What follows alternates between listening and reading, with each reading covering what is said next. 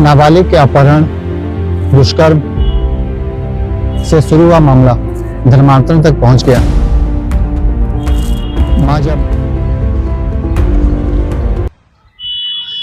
नाबालिग के अपहरण, दुष्कर्म से शुरू हुआ मामला धर्मांतरण तक पहुंच गया। मां जब अपनी बेटी की खोजबीन को लेकर प्रतापपुर थाने पहुंची और पुलिस ने विवेचना को आगे बढ़ाया तो एक नाबालिग के अपहरण, दुष्कर्म से मामला धर्मांतरण तक पहुंच गया। बात प्रतापपुर थाना क्षेत्र की है। नमस्कार दोस्तों, मैं राकेश मित्तल क्राइम से जुड़ी एक रिपोर्ट द बेस्ट हिंदी में आपके सामने लेकर आया हूं। पुलिस से जो जानकारी मिली है, 25 दिसंबर को प्रतापपुर थाना क्षेत्र के एक नाबालिग की मां ने आकर सूचना दी थी कि वह अपने बच्चों के साथ एक घर में क्रिसमस का त्योहार मनाने गई थी। रात से उसकी लड़की गायब है और जब खोजबीन की तो उसका पता नहीं चला। 25 तारीख की सुबह राजेश नाम के युवक ने उसे फोन करके बताया कि उसकी लड़की मेरे साथ है और अब हमेशा मेरे साथ ही रहेगी। मां ने प्रतापपुर थाना में अपनी बेटी को वापस लाने की फरियाद करते हुए रिपोर्ट दर्ज कराई। प्रतापपुर पुलिस ने मामले में गुमशुदगी की रिपोर्ट दर्ज की और बच्ची की, नाबालिग लड़की की पतासाजी प्रारंभ की और उसके बाद जब विवेचना को आगे बढ़ाया तो इसमें धर्मांतरण की बातें भी सामने आई। बालिका को पुलिस ने राजपुर ब्लॉक से बरामद किया था और उसे सखी सेंटर भेज दिया।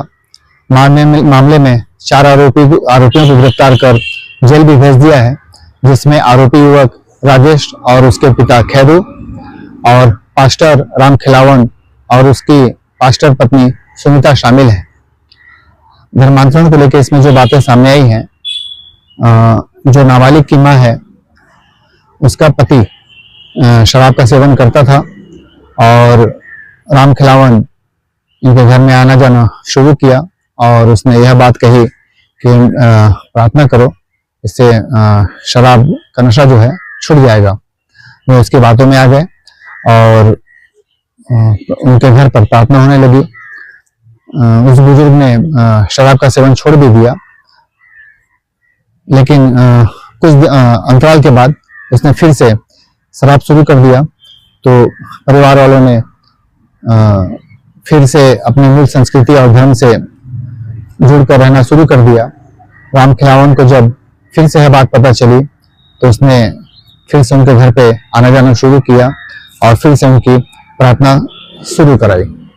यह परिवार पहले मतांतरित हो चुका था, फिर वापस हो गया था और इसके बाद राम खिलावन फिर से उन्हें मतांतरित करने का प्रयास कर रहा था।